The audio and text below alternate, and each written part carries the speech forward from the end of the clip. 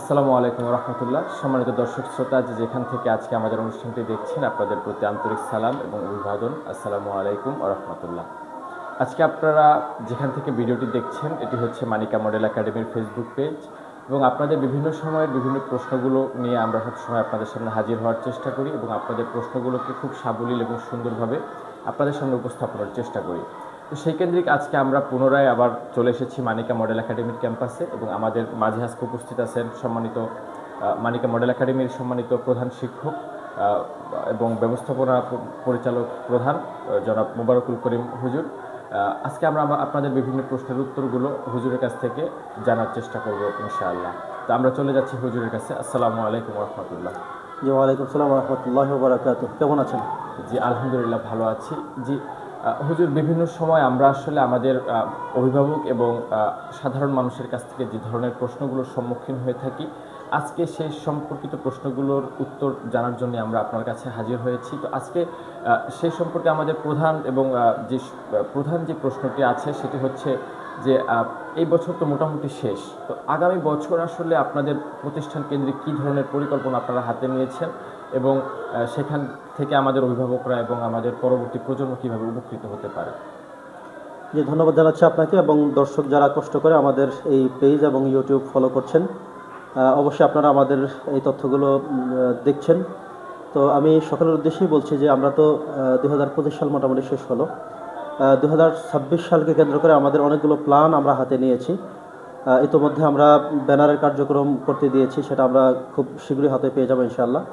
এরপরে বাচ্চাদের ID card সহ অন্যান্য কাজগুলো যেগুলো আমরা করার প্রয়োজন সেগুলো ইনশাআল্লাহ আমরা করতে দিয়েছি। পাশাপাশি আমরা 2026 সালকে কেন্দ্র করে একটি মহিলা বিভাগের হিফজ মাদ্রাসা করার সিদ্ধান্ত নিয়েছি। এটা এ কারণে করেছি যে আমাদের পার্শ্ববর্তী অনেকগুলো প্রতিষ্ঠান আছে, আমাদের ডান পাশে বাম পাশে, এরপরে রাস্তা আধা কিলোমিটার দূরে 1 কিলোমিটার দূরে অনেকগুলো পুরুষদের ছেলেদের জন্য হাফেজি মাদ্রাসা আছে। তো সেখানে ছেলেরা ইচ্ছা করলে হাফেজি পড়তে পারে, কিন্তু অনেকেই যাদের মেয়ে আছে তারা মেয়েদেরকে হাফেজা বানাতে চান, তাদেরকে কোরআন মাজিদ মুখস্থ করাতে চান। এই স্বপ্ন তারা বাস্তবায়ন করতে পারছে না। তো আমরা ইউনিক জাতীয় চিন্তা করলাম যে তাহলে আমরা মেয়েদের জন্য ব্যবস্থাপনাটা করি। তো আমরা সেই জায়গা থেকেই মেয়েদের জন্য একটি হিফজ মাদ্রাসা করার সিদ্ধান্ত নিয়েছি, যেটা সম্পূর্ণই মহিলা শিক্ষিকা দ্বারা এবং পর্দার সাথে 100% ভালো ফিউর করে, যেভাবে শরীয়ত আমাদেরকে বলে ঠিক সেভাবে করে আমরা ইনশাআল্লাহ এটা করতে যাচ্ছি। পাশাপাশি গেল বছর 7ম শ্রেণী পর্যন্ত কার্যক্রম ছিল, এই বছর অবশ্যই একটি ক্লাস বাড়বে, 8ম শ্রেণী পর্যন্ত হবে। তো এই মিলে আমরা মোটামুটি সামনের বছরের জন্য আমাদের কার্যক্রম করছি। আর কি তথ্য জানতে চান আমাদের থেকে? জি, এখানে আসলে আমাদের মা বোনরা যেহেতু থাকবে এখানে, এই ব্যাপারটা আসলে সবসময় একটি সেন্সিটিভ ব্যাপার, যেহেতু বালিকা শাখা হচ্ছে মাদ্রাসায়। বালিকা শাখা হলে আসলে তাদের থাকা এবং খাবার ব্যবস্থাপনাটা আপনারা কিভাবে মোকাবেলা করছেন? ধন্যবাদ। থাকার ব্যবস্থাপনাটা এখানে আসলে আমাদের যে একাডেমিক ভবন আছে এর একেবারেই নিচতলার এক প্রান্তে, এখানে জায়গাটা একটু সেফ জায়গা। তো যেখানে আমরা মধ্যখান থেকে মানে পার্টিশন দিয়ে এক সাইডে করে দিতে চাই, এবং সম্পূর্ণ তাদের অবস্থানটা থাকবে পিছনের দিকে, যেখানে তাদের আবাসিক থাকা খাওয়া সব কিছুর ব্যবস্থাপনা এখানে তারা করতে পারবে। এবং একই সাথে খাবারের পরিবেশনটা আমরা এমন করতে চাচ্ছি যে আমাদের এখানে পাকের ব্যবস্থা থাকবে না, ঠিক আছে, তবে আমাদের বাজারে কয়েকটা হোটেল আছে, আমরা তাদের সাথে মোটামুটি প্রাথমিক কথা বলেছি, এবং আমরা ফাইনাল করব যে আমাদেরকে তারা 3 বেলা প্রত্যেক বেলার একটি সময় আমরা দিয়ে দিব, সেই সময় তারা খাবার নিয়ে আসবে, খাবার এখানে আমরা পরিবেশন করব, যেটা আমরা বিভিন্ন উন্নত শিক্ষা প্রতিষ্ঠানগুলোতে দেখি। অর্থাৎ যেখানে লেখাপড়া হয় সেখানেই পাক হলে কিছু প্রবলেমও থাকে। যারা ব্যবস্থাপনায় থাকেন তাদের বাচ্চাদের লেখাপড়ার পাশাপাশি প্রতিনিয়ত পাকের চিন্তা, বাজার করার চিন্তা, লাকড়ির চিন্তা, বুয়া যিনি রান্না বাড়া করবেন তার চিন্তা, এবং কোন বেলা কী খাওয়াবে সেই চিন্তা থাকে। অনেক সময় এই পাকের একটা ধোঁয়া পরিবেশ দূষিত করে। তো এই সকল বিবেচনা করে আমরা চাচ্ছি যে বাজারের অনেকগুলো হোটেল আছে, যে কোনো একটা জায়গা আমরা ইনশাল্লাহ ফাইনাল করে দিয়ে দেব, তাদের মাধ্যমে আমরা খাবারটা এখানে আমরা পরিবেশন করতে চাচ্ছি। এটা হলো যারা আবাসিকে থাকে। যদি কেউ অনাবাসিকে থাকতে চায়, অনাবাসিক থেকে এসে যে তাদেরও আমরা ব্যবস্থা করে দেব। ধরুন প্রত্যেকদিন সকালবেলা অভিভাবকরা এসে খাবার দিয়ে যাবে, এরপরে দুপুরের খাবারটা তারা এখানে পরিবেশন করবে, রাতে এশারের নামাজের শেষ করে একটা সময় থাকবে, আমরা যখন ছুটি দেবো তারা নিয়ে যাবে বাচ্চাকে, রাতে বাড়িতে খাওয়াবে এবং সেখানে ঘুম পাড়াবে, আবার তারা সকালে দিয়ে যাবে। জাস্ট বাড়িতে গিয়ে বাচ্চা রাতের খাবারটা খেতে পারবে, আর সকাল এবং দুপুরের খাবারটা তারা এখানে এসে দিয়ে যেতে হবে।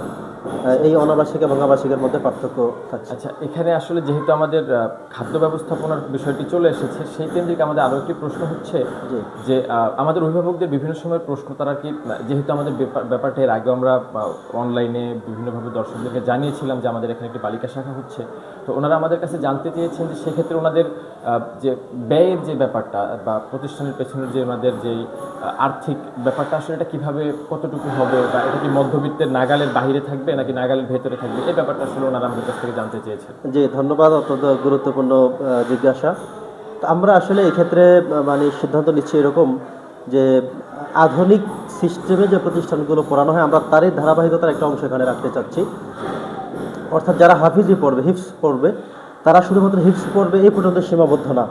তারা প্রত্যেকের তার বয়সের আলোকে অথবা সে যেই ক্লাসে পড়তো ওই ক্লাসটা সে পড়বে। ধরুন একজন তৃতীয় শ্রেণীর শিক্ষার্থী সে এখানে হিফজ মাদ্রাসায় ভর্তি হলো, তো প্রত্যেকদিন ক্লাসের টাইমে আমরা তাকে ক্লাস করার সুযোগ দেব। সে প্রতিনিয়ত ওখানে ক্লাস করবে, ক্লাস শেষ করার পরে তার মানে আলাদা করে আবার বিকেলে রাতে ওই একাডেমিক পড়াগুলো তাকে আবার চাপিয়ে দেবো না। অর্থাৎ ক্লাসে যতটুকুন হয় জাস্ট মোটামুটি হলো, একসাথে তো আমরা সব কিছু 100% করতে পারবো না, জাস্ট ক্লাস করলো, পড়াগুলো সে ক্লাসে যতটুকুন হয় ততটুকুনই থাকবে। এরপরে ক্লাস শেষ হওয়ার পরে সে আবাসিকে এসে বাকি সময়টা সে কোরআন মাজিদ মুখস্থ করার চেষ্টাই সে করে যাবে। তো এই যেহেতু দুইটা সমন্বয় আমাদের থাকতেছে, অতএব বেতন ভাতাটা একটু তো বাড়তি গুনতেই হবে। আমাদের এতদিন প্লে নার্সারি অন ক্লাসগুলোতে 600 টাকা ছিল, তো সেই সময় আমরা একটা ডিসকাউন্ট তাদের জন্য দিয়ে দেবো। দুইটা মিলে যারা অনাবাসিক এবং আবাসিক আমরা চেষ্টা করব যে যারা মানে অনাবাসিক থেকে এসে যে করবে তাদেরটা আমরা চেষ্টা করবো অন্তত 1000-1200 টাকার মধ্যে যেন আমরা সারতে পারি। এটা হলো লেখাপড়ার খরচটা, অর্থাৎ একাডেমিক এবং হিফজ দুইটার সমন্বয় করে এটা ছাড় দিয়ে আমরা এটা ইনশাল্লাহ করব, যাতে সবাই আসলে অংশগ্রহণ করতে পারে। এটা বিষয় অনেক জায়গায় তো অনেক বেশি নেওয়া হয়ে থাকে, আমরা যতটুকু সম্ভব আমরা চেষ্টা করবো কমায়। আরেকটা হলো যারা আবাসিকে থাকবেন তাদের ব্যাপারটা একটু বাড়তেই পারে, যদি তারা এখানে থাকবে, তাদের এখানে খাবার হিসাব তো আলাদা। খাবার হিসাবে আমরা হোটেলের সাথে কথা বলে তারা যে অ্যামাউন্ট ধার্য করে যতটুকু সম্ভব আমরা কথা বলে সেটা ক্লিয়ার করবো। কিন্তু এখানে যারা থাকবে তাদের পড়ার ব্যবস্থাপনা একটু বেশি হবে। ওদের যদি 1200 টাকা হয় তাহলে তার মিনিমাম 1500 টাকা হবে। এখানে থাকার জন্য তাদের আমরা তো একটু ব্যবস্থাপনা করতে হবে। তো সেই জায়গাটা আমরা চাচ্ছি যে অন্তত 1500 টাকার বেশি যেন আমরা করতে না হয়, আমরা আশা করতেছি এমন সর্বসাধারণের নাগালের ভিতরে যেন রাখার জন্য আমরা ইনশাআল্লাহ চেষ্টা করব। আপনার আসলে মূল্যবান সময় আমরা অনেক নিয়েছি, এবং আরেকটি শেষ প্রশ্ন আমাদের দর্শকদের পক্ষ থেকে যেহেতু জানতে চাওয়া, সেজন্য আপনার কাছে প্রশ্নটি করবো এবং এটি আমাদের শেষ প্রশ্ন। সেটি হচ্ছে বিভিন্ন সময় আমরা দেখি যে আমাদের যে সাপ্তাহিক জলসার ক্লাসগুলো হচ্ছে এই ক্লাসগুলোতে বাচ্চারা সব গাদাগাদি করে একটা ক্লাসে বসতে হচ্ছে, কষ্ট হচ্ছে, তো এই সমস্যাটার আপনারা কোনো সমাধান করেছেন কিনা, এটা আসলে আমাদের অভিভাবকদের প্রশ্ন। জি, ধন্যবাদ, অসংখ্য ধন্যবাদ। আপনি জেনে খুশি হবেন যে ইতিমধ্যে আমরা আমাদের তো শুধুমাত্র 2 তলার 8টা রুম ছিল এবং পাশে নিচতলা 2টা অফিস রুম ছিল। তো এই মোট 10টা রুম দিয়ে আমাদের কিন্তু 2023, 24 এবং 25 আমরা পার করলাম। 2026 সালকে সামনে রেখে আমরা নিচতলার প্রায় 10টা রুম আমরা নিয়েছি। 10টা রুমের মধ্যে আমাদের 3টা রুম থাকবে হিফজ মাদ্রাসার জন্য, হিফজ মাদ্রাসা, গোসলখানা, টয়লেট সহ। আর বাকি রুমগুলোর মধ্যে আমরা 4টা ক্লাস করব। আর 3টা রুম মিলে আমরা বড় একটা অডিটোরিয়াম রুম করতেছি, যেখানে শিক্ষার্থীদের মানে বিভিন্ন সময় জলসার প্রয়োজন হয়, বড় ধরনের কোনো বিষয় আলোচনার পর্ব করা হয়, হতে পারে এমন বিষয় হয়। যেমন কিছুদিন আগে সিরাতুন নবী গিয়েছিল, এরপরে গতকাল শনিবারে একটা বন্ধ ছিল, ফাতে ইয়াস রহমান বন্ধ ছিল। এই বন্ধগুলো কেন? এরপরে 16ই ডিসেম্বরের বিষয়গুলো, 26শে মার্চের বিষয়গুলো, 21শে ফেব্রুয়ারির বিষয়গুলো, যেগুলো গুরুত্বপূর্ণ দিবস, যে জাতীয় দিবসগুলো, জি ধন্যবাদ, এই সময়গুলোতে যেন আমরা তাদেরকে বিষয় উদ্বুদ্ধ করতে পারি, জানাতে পারি, ইতিহাস নিয়ে আলোচনা করতে পারি, এভাবে বিভিন্ন সময় আমরা করার প্ল্যান করেছি। পাশাপাশি মাঝে মধ্যে আমরা অভিভাবক সম্মেলন করে থাকি, তাদেরকে আমরা আসলে করে সুন্দর করে বসতে দিতে পারি না।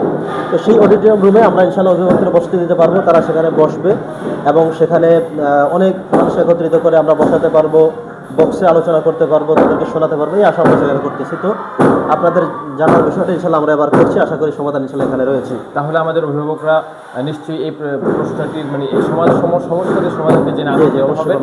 জি, আপনাকে অসংখ্য ধন্যবাদ জানিয়ে আজকের মতো আমরা আমাদের পর্বটি এখানে শেষ করছি।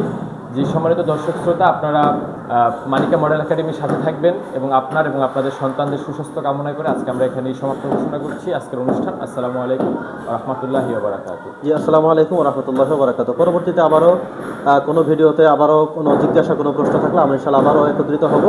ততক্ষণে সবার সুস্বাস্থ্য কামনা করছি এবং আমাদের আজকের ভিডিও থেকে যদি কারো কোনো কোশ্চেন থেকে থাকে, আমাদের কথা স্পষ্ট বুঝতে না পারেন, বা আমাদের এই জিজ্ঞাসা ছাড়াও যদি আরও কোনো প্রশ্ন আপনাদের থেকে থাকে, তাহলে অবশ্যই কমেন্টস বক্সে আমাদেরকে প্রশ্ন করবেন। আমরা চেষ্টা করবো আপনাদের অ্যান্সারগুলো দিয়ে দেওয়ার জন্য। ধন্যবাদ সবাইকে। আসসালামু আলাইকুম ওয়া রাহমাতুল্লাহি ওয়া বারাকাতুহু।